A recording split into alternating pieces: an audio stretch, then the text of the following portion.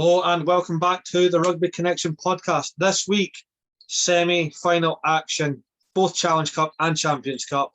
We'll then fly over for the Super Rugby. We'll cover some MLR because, Sean's here, so we have to. And just talk about the rugby world. Obviously, I've just mentioned Sean's here and returning once again. Kyle, how are we, lads? I'm here to stay now at this stage. You're not going to be able to get rid of me, I think. I was just disappeared for a long time, and now I'm just going to stay. I'll hold you against that. We'll see. That's the thing. Yeah. How are we getting on? I'm very good, Murray. Thanks. Yeah, I am. Yeah, interesting. Well, I suppose interesting enough semi-finals for both competitions, and look, very good to crack on and see what our thoughts are on it all. Yeah, absolutely. I mean, we're going to start off with the Challenge Cup.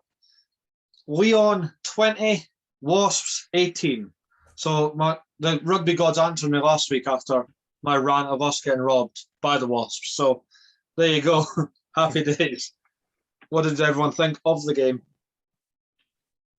Didn't see it myself, but a bit of not a surprise, but because I think I did get my prediction right. But I think Leon, they are fifth in the league, but Wasps they're in decent enough form as well. But well, sure, we'll get onto it after, but all French final, with the final in France, that would be interesting.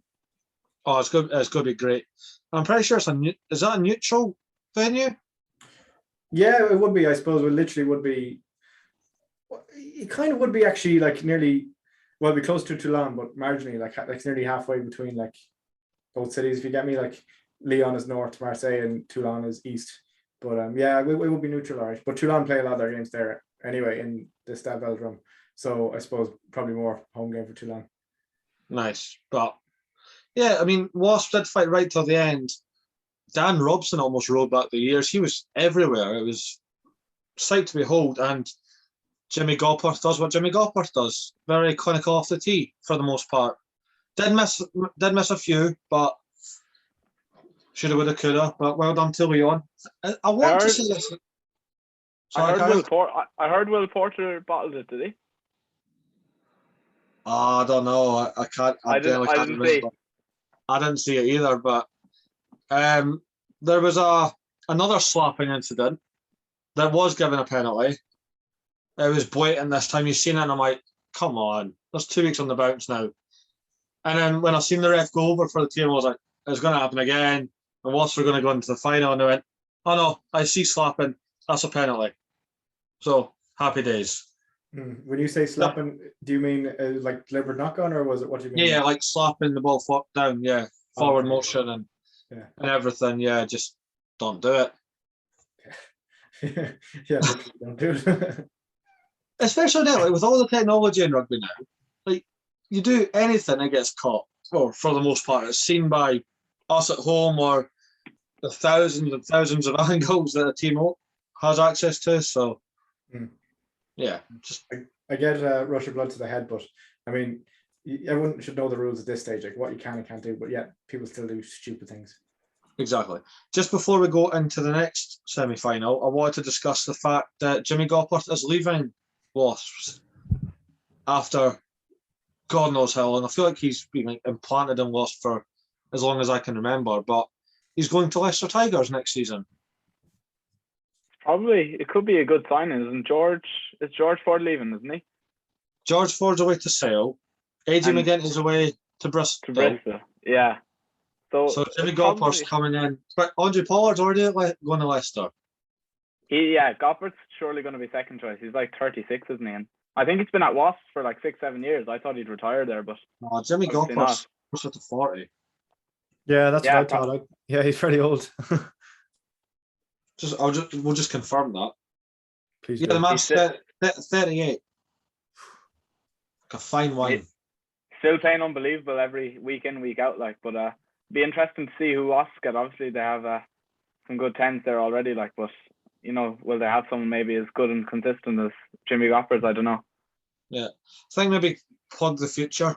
I think Jacob Umanga is going to be the future of Wasps, but I don't think he's there yet. No, maybe too early to tell. But just again, Leicester Tigers have had such a weird week this week. I don't know if you've seen it. So they signed Phil Thokinasinger from London Irish, great signing, youngster. It's like 19, 20 years old, bright future. Then they signed Jimmy Gopworth, so it's like the other end of the spectrum, realistically. And then when that doesn't make any sense, they go, yeah, we've just signed Anthony Watson from Bath. Well, not a bad week of signings for them, in fairness. That's a decent week. Yeah. But the squad depth, that backline option now for Leicester Tigers next season is going to be dangerous. You think they're nearly overloaded though, especially like there's some great wingers, and you could question like why Nadola didn't start against Leinster. Even like so Watson coming in is interesting. Maybe he'll be in as a fullback more so than a winger, but it's hard to know. But they're going to have some crazy depth there, and you'll see. You think maybe they'll win it this season, but they'll definitely win it next season. I think with that depth. Yeah, I think I seen it. It was Ben Youngs, Andre Pollard, Matt Scott, Guy Porter, Chris Ashton, Anthony Watson, and Freddie Stewart as a potential backline. Yeah. And there was four. I can't remember all of them, but that was one that definitely stood out to me. So I was like, who knows where that'll go. But anyway, back to Europe. I called it. Toulon beat Saracens. Yes! Happy days. Yeah, it was a good game, and that man loves to score. Gavin Villiers, magic red scrum cap. I can't say any more. Yeah, I thought Louis Carbonell was good as well. I think he got man of the match, but I thought he had some good moments, and he nearly scored. I think Villiers scored not long after him, but he was close enough. They turned it over, and I'm sure they put in a box kick over the top, and Carbonell chased, and he was so close to getting in. But I thought it was a good match, and obviously I've got my 2 Challenge Cup predictions wrong, saying Saracens would win, which you weren't happy about, Murray. I have my Saracens flag up there. Not that I support them, but no, I thought it was a great game, to be fair, and I'm glad Toulon won because I really liked them, and I have liked them for a while. But Ben Earl's try, I think, for me, when I saw that, I thought, right, Saracens are definitely going to win this. This is just such a Toulon thing to do, like, and that maybe they'll just do it again. But no, fair play to them, they won it. No, rightfully so. I'd like to say Toulon was like the sleeping giant almost. So yes, it's good to see them back. Sean, what's your thoughts on Saracens getting beat? Well, that's good news, first of all, for all of us. We were well, except for Kyle, but yeah, I think it's nice to see Saracens getting beat, because I mean Saracens had a pretty strong team out from what I saw. Like Atoje, Farrell, I mean many others, Billy Vanapola, and like to see them get beat is probably humbling for them, especially considering it's a European semi-final. And I suppose Toulon, although they're not as stacked as they used to be, they still have some pretty big names there as well. Like Parise is still going strong. You mentioned Villiers. Eben Etzebeth, he's leaving. Obviously, he's going to the Sharks next season, but he's still there. Louis Carbonell as well, you said, Kyle.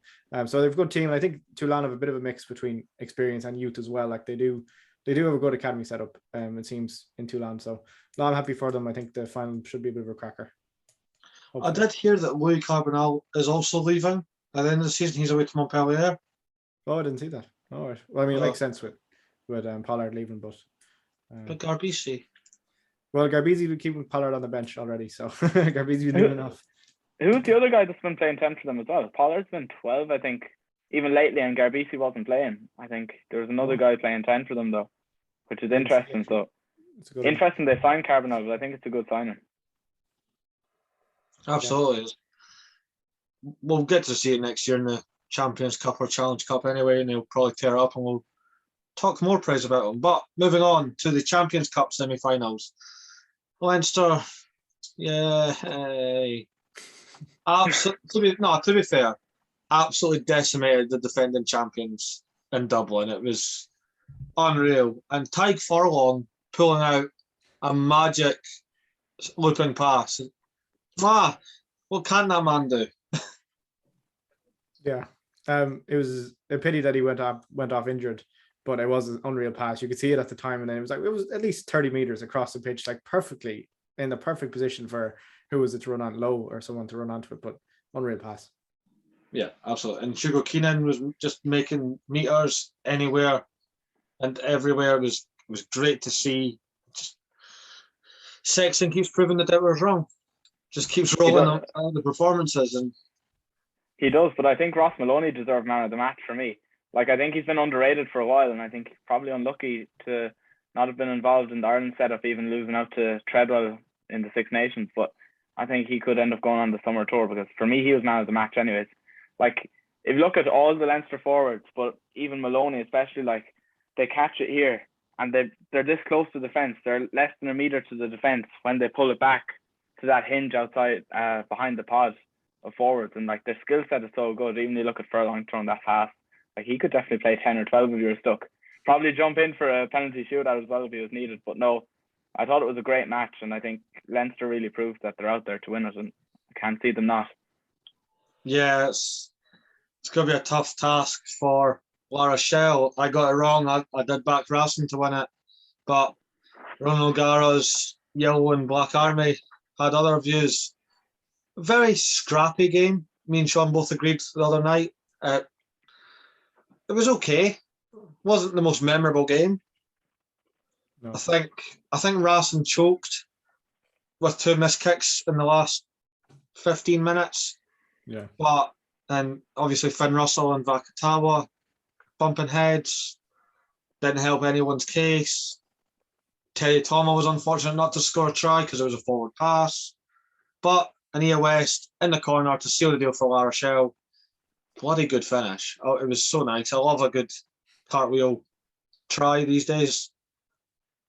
Yeah, he reminded me of Shane Williams a bit, but I think he kind of needed to get that, to be fair, after his disaster class off the tee.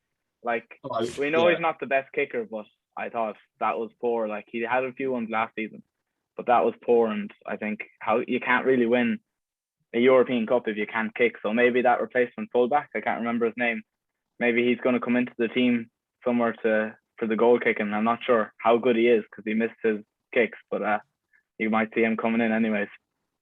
Yeah, who knows? But I mean, we've got a few weeks to wait. But who's your winners? Who's going to win the Challenge Cup and who's winning the Champions Cup? We'll start with Kyle this week because you kept picking on Sean. Yeah, I don't like being put on the spot that much, but I'm going to have to go Leinster for the Champions Cup. I think it'll be a tight game, but I don't think it'll be like the last outing Leinster had against La Rochelle. Moving to the Challenge Cup then, I think I'm kind of glad that they're both not all French ties, to be honest, but I think Toulon will win it. Like, I didn't back either team. I thought it'd be an all-English final in the Challenge Cup, so I thought both teams were very good, but I think Toulon, I'm going to go with them. Fair enough. Sean? Yeah, no, I think I'm the exact same as Kyle. I think Leinster will be too good for La Rochelle. I mean, I think I might have said this last week, but anything can happen on the day. But I mean, was it 2018 or 2019 when Leinster last won it? They played Racing in Bilbao, wasn't it? I mean, Racing, in fairness to them, although they didn't really look too threatening with the ball, they still stayed in the game. And if La Rochelle can do that, that's the best chance they give them. But no, I do think Leinster will be too much. And then, yeah, Toulon. Well, I suppose it is technically a Toulon final for them, or home final for them. So, yeah, I think Toulon will probably have it. Yeah, I mean, definitely agreeing with Toulon. I'm going to say Leinster, but I really want to see La Rochelle win it. It's a nice change. I like seeing different teams win. Bored of the same all the time. Just I think you've just a Leinster agenda. It's not. People think it is. I'm wearing a Leinster top. It can't be that bad. You'd wear any team's top. Not any team. I don't have a Saracens top. That's the only one I'd say. Yeah, probably don't. I'm thinking. I'll get back to you on that one. But no, I think Leinster are too strong. I'd like to see La Rochelle prove me wrong, but nah, we're going for European giants. Yeah, I think actually, I'd like to pitch this to you. I want like a Super Cup, a one-off game, Champions Cup winner versus Challenge Cup winner. I think it'll be good. Like, I've thought about it before, and when you think about, like, you know, the Challenge Cup winners, they're probably not going to beat the Champions Cup winners. Like, I can't imagine Toulon really pushing Leinster that close when, well, obviously Toulon has been doing well in the top 14 lately, but when Leinster did that to Toulouse. But I do think it would be a really fun thing to see, preferably like in pre-season, even just before everything starts up. You have that just to start off the season. It would be really exciting. Yeah, I'm all for that.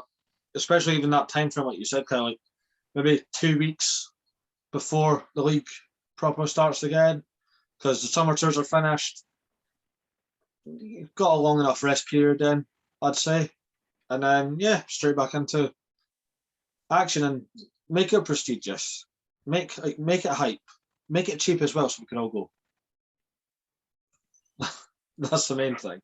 Yeah. But yeah, no, I think Leinster and Toulon are going to win.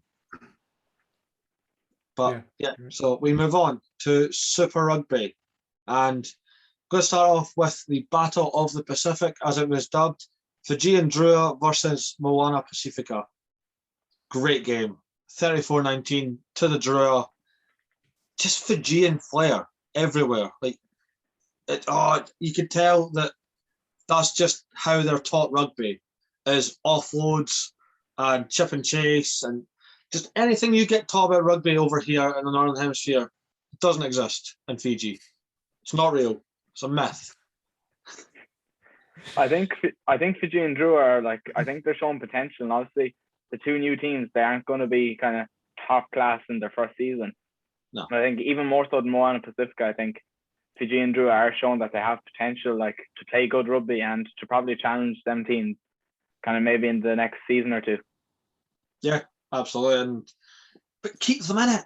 Don't do what they did to the Hagawaras. That still hurts my head. Yeah.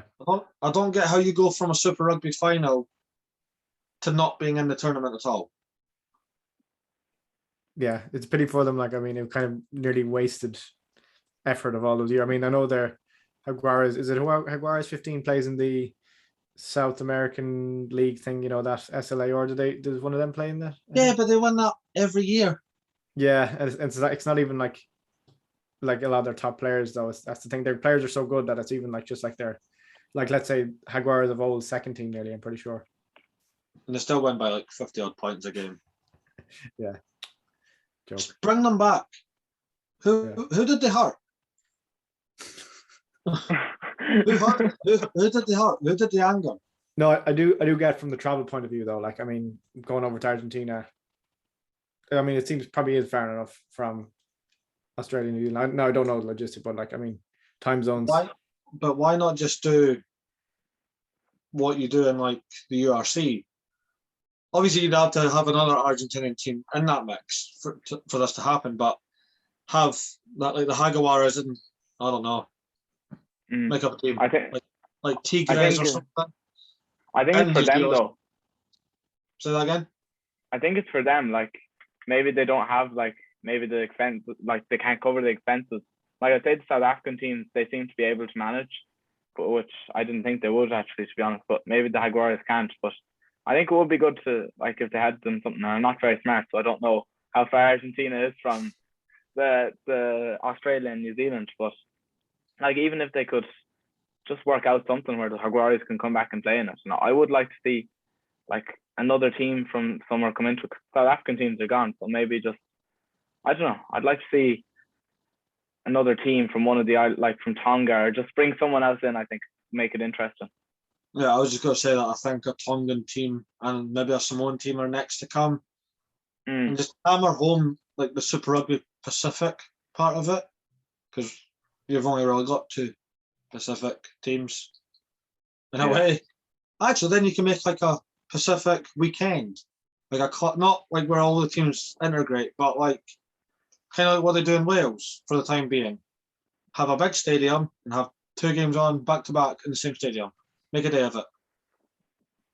Yeah, not bad. Could be good for economy wise if they could get enough supporters out there. Yeah, exactly. Just do it. Just make rugby better. Get everyone involved. Don't tell James Haskell that though, because he won't like it. World Rugby needs to hire Murray. Yeah, literally Murray for chairman of World Rugby. Make rugby better. Make rugby better again. You've lost much of a thought now because I just had Donald Trump's voice in my head there. You see that, Sean? What does that say? Make Munster great again. Make Munster great again. Oh, Sean. That'll never happen. No, I don't think so. Pick a side. You claim your corner, you go to Leinster games and you've got a Munster hat. Pick a side. No, don't worry. I'm a Connacht fan. Don't worry. I never support Munster. I support Toulouse that day. So nice. Oh, what's Kyle showing me now? What's this? Oh yeah, I see them in the shops. They're pretty cool, Kyle. Actually. What's No, that? I wasn't showing anything. It was just annoying me that it was the wrong way around. All right. Oh no, I think it's better the other way with Eddie. Is it? No, I have Connacht logo showing. Anyway, the Waratahs choked a 15-0 lead against the Hurricanes that finished 22 points to 18. How do you choke? I don't get this. And only in Super Rugby does it happen. Do teams choke that bad? What was the red card for? I didn't see it. I planned on watching a bit more games this weekend, but I saw that Paddy Ryan got a red card. What was it for? I never seen the Paddy Ryan red card, but I've seen the red card from Highlanders versus Force. I don't get it. It hurt my head. The Highlander centre had the ball, put his hand out, caught friend of the show, Richard Kahui, square in the face. They were both upright. It was quite clearly a fend off. The TMO and went, that's dangerous, red card. I was like, no, it's not. And it was on Kahui, who's done a lot worse, if you look at his hits. He's absolutely smashed blokes. It didn't really make a difference to the game anyways. No, thankfully. 61-10. And we did get to see a nice little treat that's very rare these days. So Daniel Leonard-Brown was head prop for the Highlanders, made his 100th appearance and got to take a kick at goal. Didn't go in, but was not far off it. It was quite a decent kick. It was very close. Solid nudge from the big man. And the chip and chase by the replacement hooker in that game as well. I don't know what it is with front rows this week doing ungodly things. We've had Tyke Furlong doing maverick passes. We've got Daniel Leonard-Brown knocking it back like Dan Carter. And we've got the hooker doing chip and chase. What the hell? It's how rugby should be played. That's how rugby should be played. No. Yes. No, yeah, I'm all up for it. It's great to see. Talking about good rugby though, did anyone see that NRL, whatever? The pass. The guy that was getting tackled into touch. Yeah. And he just flicked it back. I still can't understand like how it actually works. Oh, there you go. There was the other one, because you mentioned that the Waratahs try as well, along the same style, across to Dylan Peach. Yeah. It was 3 tackles, just bang, out the back, try. Still got beat, but it was still lovely. I don't know how they do stuff like this. It's like even Toulouse's try against Leinster, the driving maul that was that off the line, off the touch line, and they just seemed to tiptoe in. Yeah, that one. I thought he was in touch. In fairness, but he did very well. He wasn't in touch, but we've got the Chiefs beating the Rebels 33-30, and despite the loss, Reece Hodges' try is my moment of the game. Unreal. Carter Gordon absolutely up and under. There's no one near it. Reece Hodges onside, chases it, catches it clean straight through under the sticks. It was brilliant. He didn't even have to change his stride. Like I love when you see just such a clean catch like that and just running straight in. It's beautiful to see. And the Blues remain top of the table after beating the Reds 53-26. Now, before we move on, somebody was saying that Super Rugby is too easy. Like you win quite convincingly for the most part. Mitchell Hunt of the Highlanders did not take that well. He said every game is difficult, but is it? It's a tough one. Like obviously that Highlanders fourth game wasn't difficult, which he's kind of implying it is. But like Brumbies Crusaders, like I know Crusaders won by 11 points, but I don't think that's like an easy win for the Brumbies or for the Crusaders. Chiefs only bet Rebels by 3 points, which was kind of surprising to me. Hurricanes bet Waratahs by 4 points. Like I don't think it's very easy. Some games are easy, but they're trying to increase the competition of it. But like I think some URC games you see, it's the same thing for some teams. Like Leinster winning convincingly nearly every second week. Yeah. Edinburgh winning convincingly. Sorry, boys. Shut up. There's no need. Oh. That still hurts. Still haven't recovered. Yeah, exactly. I still haven't recovered from that either. And like every time, literally for about Kylie, I'm sure you noticed this. Every time, if you're listening to a podcast or they're talking about Irish rugby in general, for about a month after that Edinburgh game, probably more, every time before a Connacht game, during a Connacht game, after Connacht game, oh, they went up to Edinburgh, they got happy by 50 points. I'm like, shut up, like stop mentioning it. There's no need to. No. Mentioning Connacht though, our boy, friend of the show, just the best bloke, Mac Hansen, Connacht's Player of the Year, rightfully so. I can't really think of anyone else for the award. I'm not even a Connacht fan. I voted for Mac in the poll, so there you go. Who'd you vote for, Sean? I didn't see these polls. I missed them. The fan player of the year. Keane Prendergast got it. I voted for Conor Oliver though. Oh yeah, I think Oliver actually had a very, very good year. Nah. Return of the Mac. I just wanted to be different because I knew Mac could get an award, you know. I just wanted to be a bit different. He says that, but he definitely voted for Mac or Keane. No, I don't think I did anyway. unless now you're trying to put me under pressure. I'm nearly certain I voted for Conor Oliver. Actually, yeah. Kyle, were you at the Connacht Awards actually? No, I wasn't. I would have went. Galwegians had an award as well. The awards the same night. So there's a few Galwegians players nominated for both awards. So like Diarmuid Kilgallen was nominated for an award for Galwegians and for Connacht, like Academy Player of the Year and for Senior Player of the Year. So like they put them on the same night, which was a bit tough. But no, I would like to go next year. I think I'd say it's a decent night. Yeah, looked it anyway. Yeah, that poor scheduling though by whoever put them on the same time. Yeah. We've got some women's rugby to talk about, boys. We have the Premier 15s now. Exeter Chiefs pulled it back to win 29-26 over Bristol Bears to confirm their first league semi-final, and it will be at Sandy Park. And this year there will be a new champion. It will not be the same final. It has always been Saracens and Quins in the final, but it's this year's semi-final, so you will get a new finalist this year. That is good. Can't wait.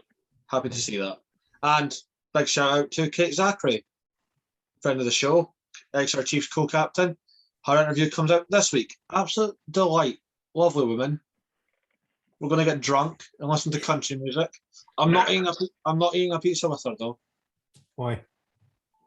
Her favourite topping's jalapenos. Interesting. That's very weird. No, it's not. I'll tell you a lie. It's worse. It's pickles. Oh, get out. Yeah, Daniel. That was our big strike against me. I was like, Kate, we love you, but no. Her favourite one's definitely tuna or something. Then just something weird like. So anyway, just the nice getting to know you part of the final whistle. You go favourite pizza topping and pickles. I was like, sorry. Say that again. Can someone tell me what's the point of Durham Sharks being in the Premier 15? Because like they've over minus 1,000 points difference. I think. I'm pretty sure. Anyways, like they scored 11 tries in the whole season. Like in 18 games, that is. Like, what's the point? Yeah, but not every team gets paid. Yeah, that still triggers me. Do they not get paid anything? No, Scotland women don't get paid. You get what was it they said on commentary during the TikTok Six Nations? An individual care package. Basically, if you have been picked for Scotland and it's away to Ireland or Italy or something, if you pay for the flight, Scottish Rugby give you the money back. That's reimbursement. That's not a care package. That's reimbursed. Yeah, that's not even payment. Exactly. It's just getting your money back. It's way well done. Just pay them. I just assumed that all Premier 15 clubs were getting paid fully. I know it's not very much, but I assumed they get paid fully. Nope, I found this out. Speaking to Kate Zachary, she's like the face of Exeter Chiefs. She's the co-captain. She gets called Captain America. She's absolute unit, has a full-time job on top of it. And it's mad. She says like it's a 9 to 5 job. It's not, because she does time difference. I told Sean this after I got off the call with Kate. She works so she lives in Devon, or Exeter, sorry, for obvious reasons. Yeah. She works for a company that's based in California. She does all her meetings via Zoom, Pacific time. That's minus 8 hours. So she starts work at 1 a.m. Yeah. Woman doesn't sleep. That's crazy. Pay her. Jesus. Just pay them all. It's for, like, I know someone that plays rugby internationally, 7, and they used to get paid with a certain amount a month, and like they want them to reach get to the Olympics, I think, soon, and they're getting paid like 200 quid a month, I think. Like this is to include their flights and stuff like that. So it's the same thing as like the care package, but it got cut. So they're expecting them. They've upped their training times, but at the same time they've cut their like monthly money. So like they want them to train professionally for I think €150 a month. That's nothing. You can't even. It's disgraceful. You can't even buy food with that. No, I can't. That's absolutely. So we'll just continue the theme that we have said since the start of the TikTok Six Nations. Just pay them. It's not difficult. It's not. Stop pumping money into daft projects. Just focus on the national setups and give them the money. And if there's money left, then branch out. Murray, do you want to bring up that one of the daft projects that you ranted to me about before? Was that, Sean? Do you want to bring up one of the daft projects that you ranted to me before, in fairness, about not this isn't any go with you or anything, but in fairness, it's a good point, but about with Scotland Rugby and Old Glory. Oh, right, yeah. So for those that don't know, Scottish Rugby doesn't pay the girls. I think 5 out of the whole team are professional, but that's like paid by their club. Like Rona Lloyd, friend of the show, is French based. But and like our actual squad captain is a doctor, so she has to work around all that. Scottish Rugby have said like there's no money, we can't pay them now, right? But they gave £650,000 to bloody Old Glory DC in the MLR. Why? It's a partnership deal. We're trying to use them as a feeder club to give youth more like game time before eventually playing for Scotland, apparently. I'm sorry. How much was it? 650,000. Over $500,000 they gave in this stupid investment. That's crazy. But they have no money. Wonder why? That would pay everyone's wage. Sean probably likes to hear that though, the MLR, to be fair. Yeah, it's nice to see them getting free money. Oh, no. You can't even keep the bloody goalposts up, because I'm going on to that now. We're actually going to talk about the MLR. Rugby New York, Sean's beloved Rugby New York, against the Seattle Sea Wolves, which aren't a thing. It's not an animal, but anyway. I know what they tried to do, because Seahawks, but Sea Wolves isn't a thing. Surely it is a thing. Surely. No, I'm going to go on this. I'm throwing this up now.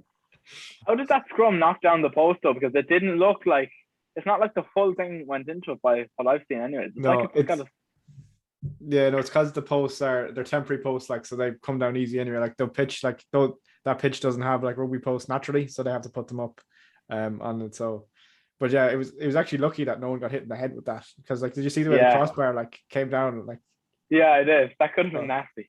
Yeah, but it was a bit bizarre. I mean, that's like kind of I kind of love it. Like why MLR is like, it just has these bizarre things that you just wouldn't see anywhere else. Like, you know, it's just, you just see the Rugby Network like every second day, and they're posting something that like you won't see happen in any other league at all. It's crazy. Yeah, I mean, what was it? The one from last season? I know Murray definitely, or you probably remember. Oh, the motorbike thing. Yeah, the motorbike. Yeah, that was class.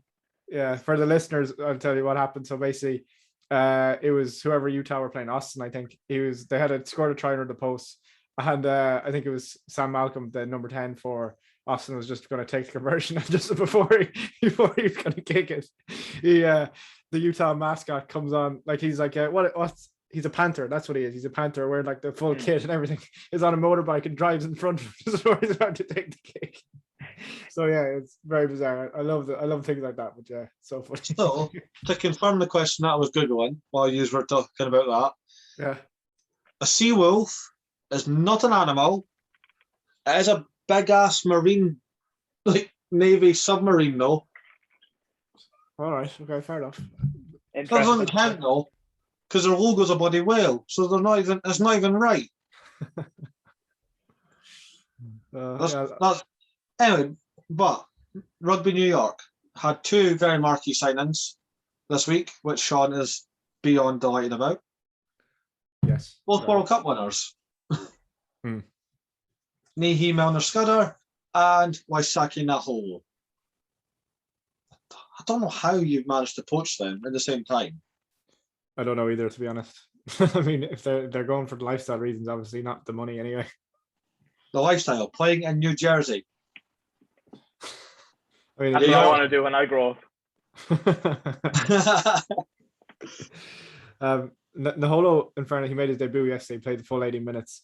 He didn't actually play that well. He looked incredibly off the pace from what I saw. He defensively he was incredibly poor, and in attack he didn't even offer much. Like it looked like he hasn't played. Now maybe he actually hasn't. I don't even know if he's been injured or what recently, but it looked like he hasn't played rugby in a long time.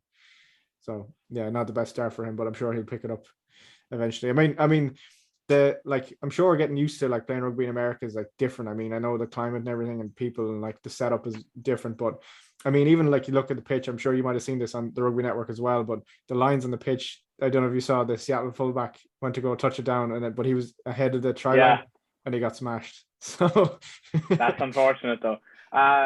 He played in the NPC last season, I'm pretty sure. I think he played for Manawatu. So it would have been like October, November when he last played. But like, I think that was it. That's fair enough then. Because he looked like someone who didn't play in a long time. So if he did play like a few weeks ago, you'd be getting worried. Oh, I can't watch the MLR properly. There's so many reasons I want to give it a go, and then you're giving me reasons just don't watch it. I mean, I do get the point. Like, I mean, I know I was kind of annoyed at this at the start. I suppose I've kind of got used to it, but I know the commentary can be very annoying for some like rugby fans like you guys who know everything. I mean, it's very dumbed down. Some of the commentators aren't the best. The broadcast isn't actually that great. Sometimes the camera angles are actually, some of them are like they just need more camera angles. They don't have, and some of them just aren't great quality.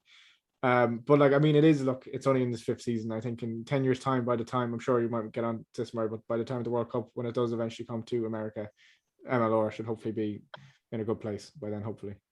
I like the should and the hope there, Sean. But yes, rugby news time. World Cups have been announced for the next 5 World Cups. So England are hosting the Women's World Cup in 2025. That'll be good. We can all go to that. Apart from Ireland, because they don't qualify. We will qualify for that one. Come on. You'd hope so. I had to mention it. Hope and sugar, just like glass. That's going to be a class tournament. England have all the venues for it, so won't go short. Then we go down under for 2027 for the Men's World Cup, and then again in down under for 2029 for the Women's World Cup. So yeah, it makes perfect sense there. And then history will be made in 2031, where Rugby World Cup will go stateside. So it was going to happen eventually. I mean, they've got the stadiums for it. You've seen it for American football. And they love a good, massive, mega drink for like $5 or something. They'll make some crazy deals. Here's a beer the size of your head and a slice of pizza the size of your forearm for $3. World Cup madness. There you go. But no, I'm looking forward to it. What do you think? Kyle, do you want to go? I suppose there's people saying during the week like about the fact of having in a small country. They're saying about the fact like having it in a small country isn't good for the game, and that like, USA are going to be knocked out in the quarter. You know, they're not going to get to the quarterfinals and stuff. But like, we've seen kind of what it did do for Japanese rugby. Like, people are saying, "Oh, will everyone travel there to Japan?" Everyone did travel, and it did do a lot for it. So the whole point was to continue growing it in the country, which it will probably do a really good job at. So I think it's exciting, really, like going over to them big stadiums and watching a match over there. So, and then the same with Australia, like, who doesn't really want to play there and the weather over there, like, and they probably do need to try and get Union back on track a bit as well over there, because League seems to be the favourite at the moment. Yeah, fair. And I said it a few weeks ago when it was rumoured, but Rugby Connection goes stateside. Plenty of time to save up for it. I'm not good at saving. Well, That's my excuse. I've got wedding priorities, so. Yeah, has to be knocked out of the park first. Yes. Yeah. Nice honeymoon. There we go. Rugby World Cup 2031 was a honeymoon. Get married in 2024, but yeah. Yeah. You can get remarried before it, maybe. You get married in Las Vegas. Get married in Las Vegas. Yeah, renew your vows or whatever it's called. Or renew my vows, not get remarried. That's the big difference. Yeah. Sorry, yeah, that's what I meant. I kind of had to clarify that. What else have? Any other news articles that caught you this week? I know one that's caught me really off guard and it kind of came out this morning almost. Mr. James Haskell, absolute plum. What's been happening there? I didn't actually I didn't look into it fully. I saw you guys talking about it earlier, but I didn't want to listen. Oh God! Right, so I can name drop them. They don't listen to this. The Good, the Bad, and the Rugby Pod put out a picture yesterday on social media saying England Rugby's most capped forwards, and at the top of the list is Sir Jason Leonard with 115. But he is not England's most capped. It is Rocky Clark from England Women, who has an astounding 137 caps. Right? Now, yeah. I forgot her name. Please, in the comments, put it Stella, down. is it, or? Plays for Bristol Bears. She's a doctor as well. Made the point of it's wrong. That's men's most capped forward, whereas England's in general is Rocky Clark. James Haskell replied with, take today off, give it a rest sort of thing. Bear in mind, he's had this woman on the show and called her an inspiration and a talent and everything like that. There was another comment that was made that I can't seem to find. They've all been deleted, but James Haskell then snapped back and said that the Good, the Bad, and the Rugby promote women's rugby better than anyone. That's a lie, because Rugby Connection's better at it. Just saying. They promote it better than anyone, to the point they gave them their own show, The Good, the Scars, and the Rugby for Emily Scarrett, where you talk about women's rugby.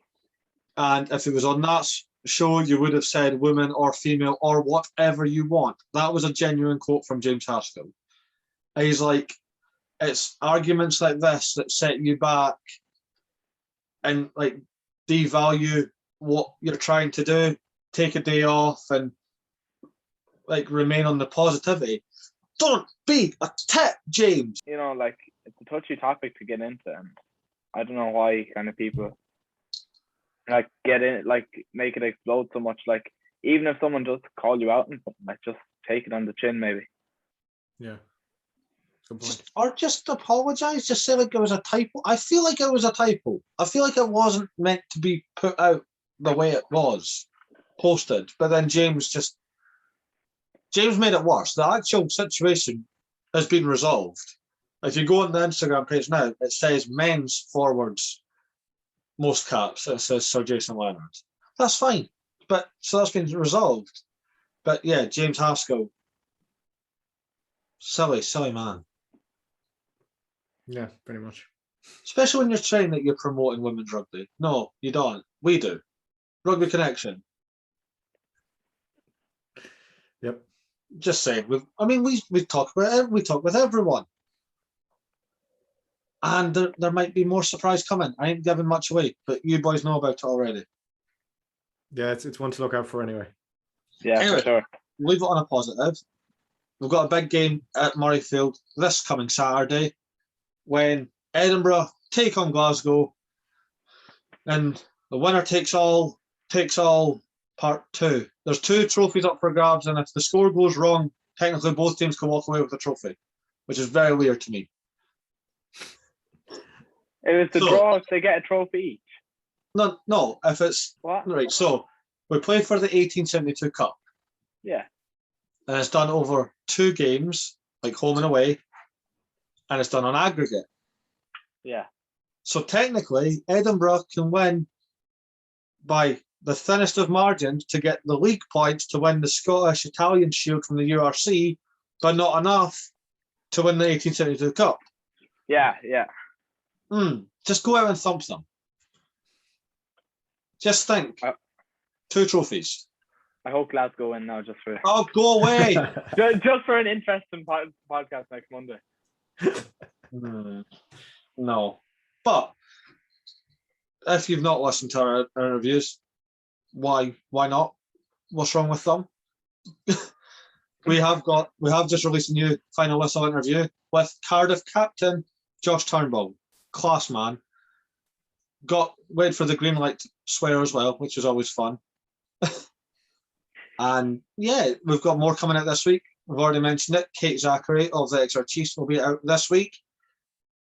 Next week, we're going stateside again. We've got Danny Tusitala from, funny enough, Old Glory DC coming on the show. He was an absolute blast. Obviously, we do record in advance because player schedule is very hard to mark it down and just release as soon as we record. So yeah, nice little chunk of recordings available that we'll put out weekly and keep you all fresh. And then after that, we have just announced it today actually that we've got Connor Boyle coming on the show from Edinburgh, young prospect, definitely one to watch. Made his first start against Connacht, so there you go, nice little connection. I bet he lost it though. He didn't. It was the game that you lost. Oh, was it? Yeah. Let's not get into this again. Let's not get into this. No, this is rise. This is breakout season this year. So yeah, lots to come from Rugby Connection. And Kyle's made an absolute pig's ear of it, but it's all good. Yeah, that was a bit embarrassing now. It's not good. Keeping that in though, not editing that. Yeah, lots to come from Rugby Connection. We've got the regular episodes like this one. We've got final whistle interviews and a little surprise coming very, very soon. That will go public. Maybe this week. Who knows? Never say never. But yeah, this has been Rugby Connection Podcast. Subscribe to the channel. Get the little bell notified. Get first dibs on the latest releases because it's good stuff. If you can't handle all this, then go to Spotify and just listen to my soothing voice. Or just go over to Instagram and TikTok and just stay up to date. But whatever you do, follow us and share. Get the word out because the numbers are going up slowly but surely. And for what's to come, you don't want to miss out. But this has been Rugby Connection. We will see you next time. Blissful.